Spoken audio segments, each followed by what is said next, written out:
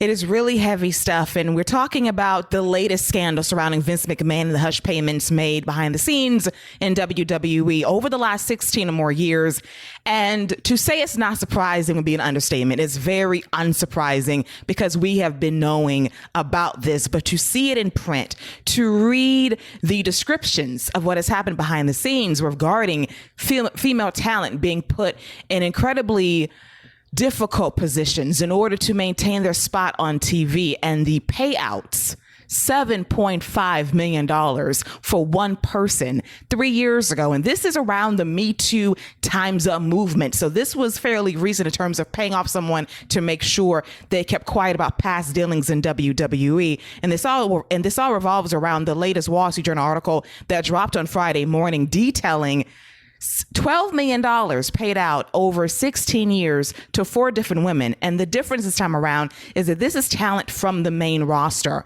And I know that a lot of fans are trying to do their own investigation, trying to find the people that were working for the company around that time frame. Please don't do that. Can you imagine reading your story and you know the details and it's being replayed out in black and white? Don't tag people, don't ask people. It's none of our business. If they choose to break that NDA and tell their truth, let them do that on their own time. If there's someone that is not locked down to an NDA and they have a story to share, let them tell their story in their own time. So don't press people into getting the truth. We know, we can read the tea leaves, you can see through the lines. Just don't go after people to find the truth. It's very classless and kind of lowbrow in terms of trying to discover who did what, when, where, and how. I'm just not into that.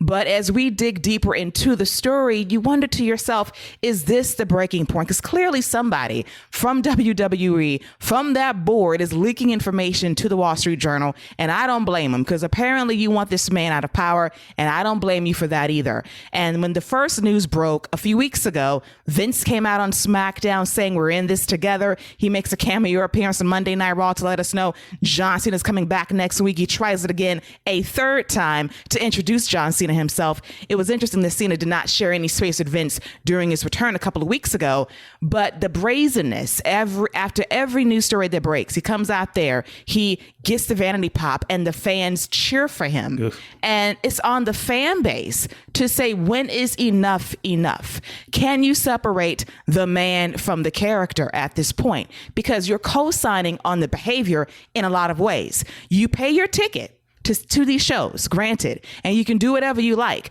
But please realize, especially when you're watching a Monday Night Raw for 3 hours and you're sitting through commercials and entrances and backstage stuff and more commercials and stuff of that nature, please realize that you are cheering for a guy that produces a show that co-signs on puking during hour 3. Are you not entertained by that? If you're not, then please don't put this man on a pedestal and say he's a god, because he's not. So your reactions dictate how much he comes out there for the pop, the vanity pop. And I hope that corporate sponsors and Netflix, for example, they cut ties. That's the best way to say enough is enough, because wrestling should not be immune to stuff like this permeating the industry.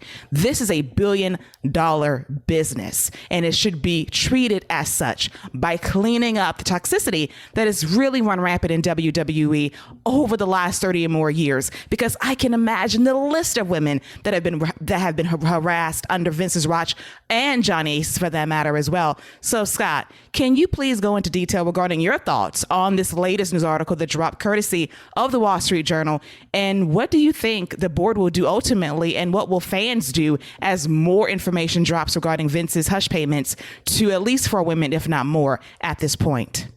Keila, first off, I want to say that was really well put. Everything you said was, I think, just spot on, just about the crowd reaction and, you know, how this is really enabling him. And really, it's a continuous thing. And I said this off the air, he's coming back. He's going to come back. And the reason he's going to come back is there hasn't been that shift. You know, there is you separate the man from the character, but at what point does that stop? And I think that's long past gone. Once this article, this should be the death knell of everything, because this is essentially saying we know who it is. We're not going to release their names, but we know who it is. And this, to me, this is the point where I think we were going to start seeing a shift. I mean, it has to be. I don't know. I don't know what else WWE. I don't know what actions they can take, but the longer this holds out, I feel like whenever the bottom drops, it's just going to be a big, big drop. So I honestly, I don't know. I don't know what you do, what steps you take. This is a disgusting situation. That's the best way I can put it. It's a disgusting situation, and everything you said about finding out who the victims were and just invading the privacy and doing things that are completely unnecessary and unhelpful to the situation. I loved everything you said, and I second everything, and just go back and listen to what she said again. That was very well put. Thank you. I appreciate the kind words. And it's icky. Every time that I read the article, I just feel like, is this real? And it is. And it's not surprising. We've been new for a very long time. And now you get to see in detail how pervasive this has been for a very long time now. And I wonder, is this happening in the here and now? Behind the scenes. We know about the corporate level, but what about the talent going through this behind the scenes? And I can only imagine, and it's 2022, and we're going back to a time period of 15, 16 years ago when we saw how women were presented on WWE television. You can read between the lines. You can see these storylines not being too far away from the reality of the situation, and that's what really makes all of this that much more disturbing. So, Steven, what is your take on this latest scandal surrounding Vince, and will this actually be the moment that he steps down completely from WWE? Because someone in that board might be his own family, might be Stephanie, might be Triple H, might be Nick Khan saying enough is enough. It's time to move this company into the 21st century in terms of being a modern wrestling promotion that is above the carny shit once and for all. I have my theories about who it is behind the scenes, but I don't have any proof or anything. But you're absolutely right. Someone on that board, probably plural people on that board, want him gone and realize that he is a detriment going forward to the company and he needs to go. That is a challenge because of the way the business is set up, the way WWE's business is set up. I should be specific.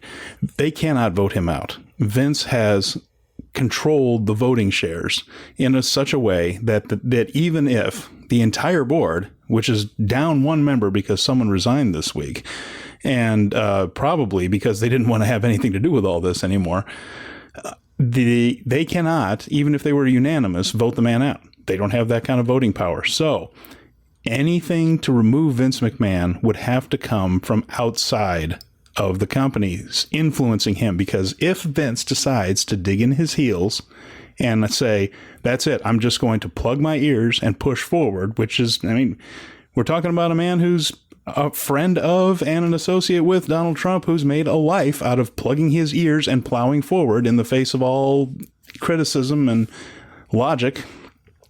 They really can't remove him.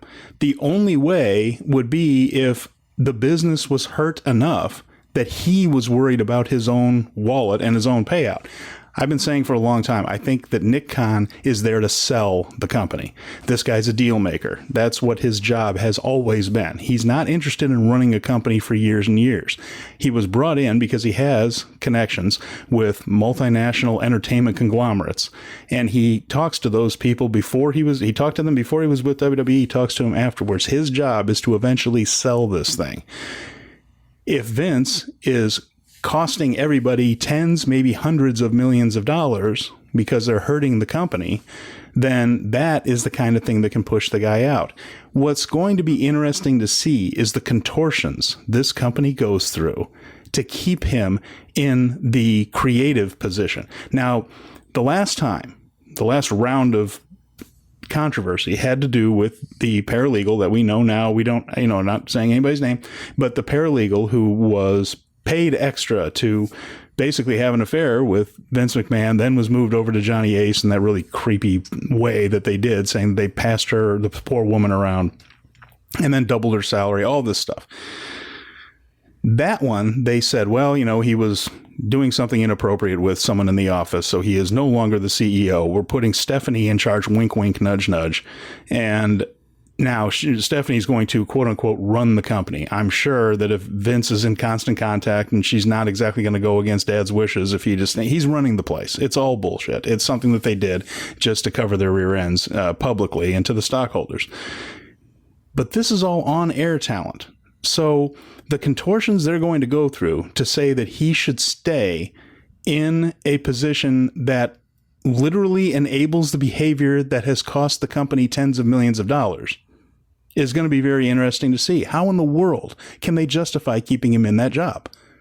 And I don't know how they're going to do it, but I think they are going to have to do it. It reminds me a lot of the Harvey Weinstein stuff in that everybody knew that there were big problems with Harvey, but nothing gained traction until someone went on the record, really. And there's a fascinating book called Catch and Kill by Ronan Farrow that kind of details the work put into getting someone to go on the record and finding someone brave enough to do that. And then the dominoes fell.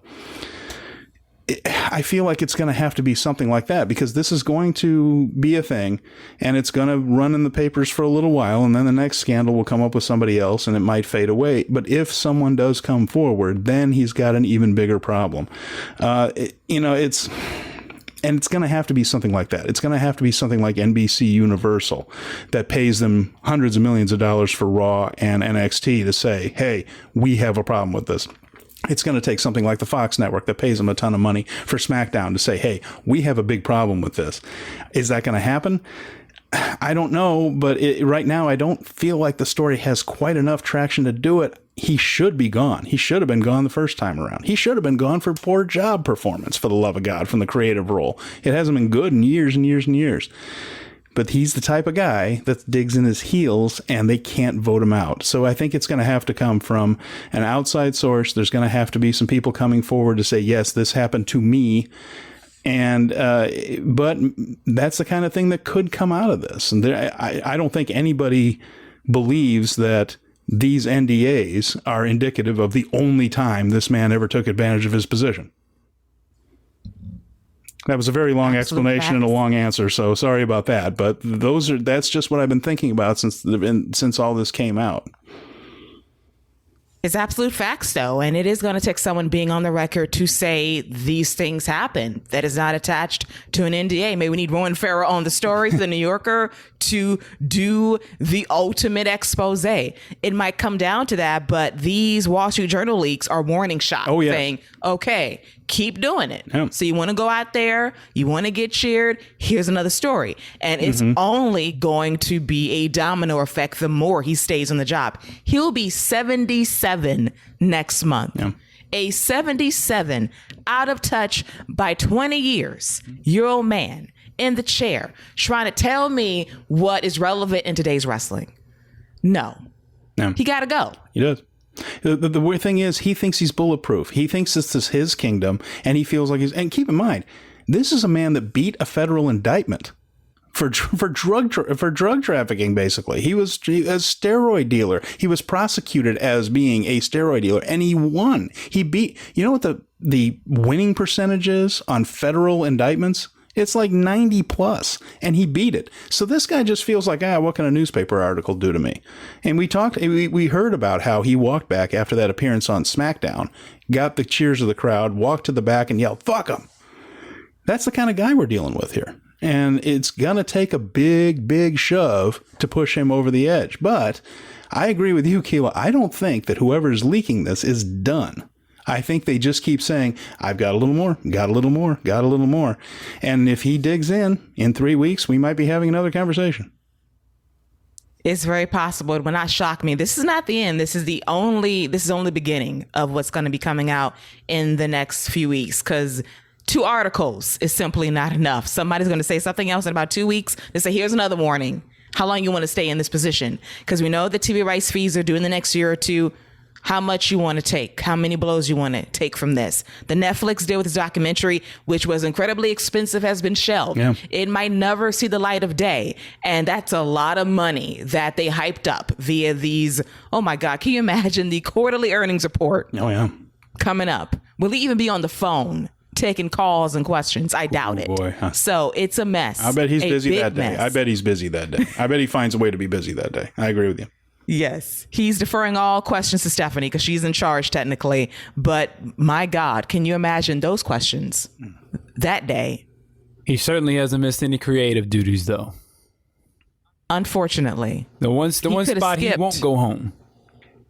The one we encourage him, please retire. Chill out. He reminds me of some of these like college football and college basketball coaches who won a national championship 20 years ago, and the school doesn't feel like they can fire them, even though the game has clearly passed them by. I attended Indiana University, and Bob Knight was still the coach when I was there. I'm that old. But he was bad for years before he did all the stupid stuff that got him canned. It's just that they couldn't fire him because he'd won all these titles. It kind of reminds me of Vince in that sense. It's like he hasn't actually been good at his job of creative in a very long time. I'd put it at over 10 years, maybe 12. And yet he just keeps plowing forward because people that don't know a whole lot about wrestling think that he is wrestling. Like there wasn't wrestling before Vince McMahon. There won't be afterwards, so you can't get rid of him.